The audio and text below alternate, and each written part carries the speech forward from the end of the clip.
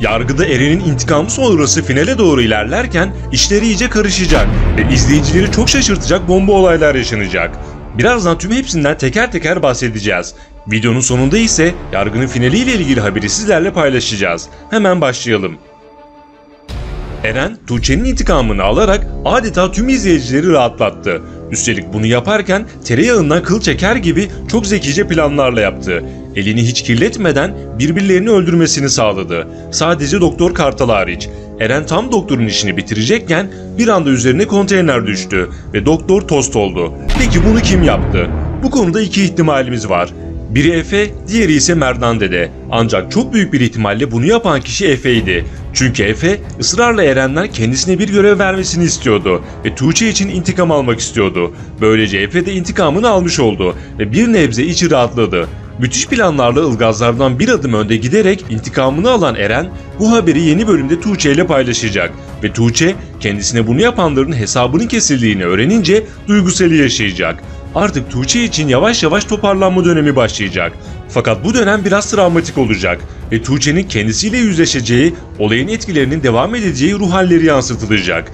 Evet, Eren hem Efe'nin hem de Merdan'la Osman'ın yardımlarıyla kızının intikamını aldı, ancak asıl bomba mevzular şimdi başlıyor.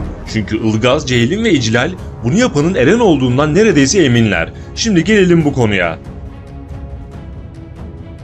Yeni bölüm fragmanında Ilgaz'ın Eren'den şüphelendiğini ve hatta bunları yapanın Eren olduğundan emin olduğunu gördük. Her ne kadar Ilgaz her konuda Eren'in destekçisi olsa da bildiğiniz gibi mesleğinin gereğini yapma konusunda fazlasıyla titiz biri. Bu nedenle Ilgaz yine bir savcı olmanın gerekliliklerini yerine getirmeye çalışacak ve Eren'le yolları kesişecek. Fragmanda da gördüğümüz gibi ilk başta Eren'le konuşacak, ancak Eren durumu çaktırmayacak. Ilgaz, Ceylin, İclal ve diğerleri tüm bunların arkasında Eren'in olduğunu bilseler de ortada bir kanıt veya iz yok. Çünkü Eren her şeyi ustalıkla ve zekice planlarla elini kirletmeden yaptı. Bu nedenle özellikle Ilgaz ve Ceylin'in yeni ve en büyük sınavı Eren olacak. Tabii bir de işin içinde olan Efe, Merdan ve Osman var. Merdan ve Osman bu durumdan yırtarlar, ancak Efe ile ilgili kritik bir soruşturma başlayabilir. Normalde İclal savcı Efe'den şüphelenmişti, ancak peşine düşmemişti. Belli ki o da Tuğçe'nin intikamının alınmasını istedi. Muhtemelen işin sonucunda Eren'in ustalıkla hallettiği bu olayda kimsenin yargılanması beklenmeyecek. Şimdi gelelim diğer sürprizleri ve yargının final haberine.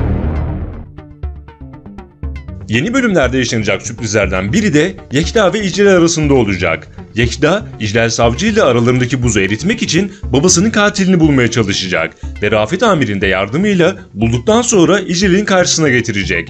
Böylece İclal savcı geçmişte içinde ukde kalan bu durumla yüzleşecek ve babasının katilinin cezasını verecek. Bu da Yekta ile aralarının düzelmesini sağlayacak. Diğer yandan Laçin ve Yekta arasındaki savaş ise giderek kızışacak ve bu konuda çok sürpriz senaryolar izleyicileri bekliyor olacak. Osman ve Zümrüt cephesinde yaşanacak olay ise bambaşka bir dosyanın başlamasına neden olacak. Zümrüt, Osman'a karşı intikam planında başarıyla ilerliyor. Yaşlı kocasını Osman'a öldürterek hem ondan kurtulup sevgilisiyle istediği hayatı yaşayacak, hem büyük bir servete konacak, hem de Osman'ı tekmeyi basarak geçmişin intikamını almış olacak. Elbette olan yine Osman'a olacak ve Osman'ı çok zorlu bir süreç bekliyor olacak. Öte yandan yeni bölümde diziye yeni bir konuk oyuncu dahil olacak. Ebru Helvacıoğlu, Serap karakteriyle önümüzdeki 2 bölümde sürpriz bir senaryoyla karşımıza çıkacak.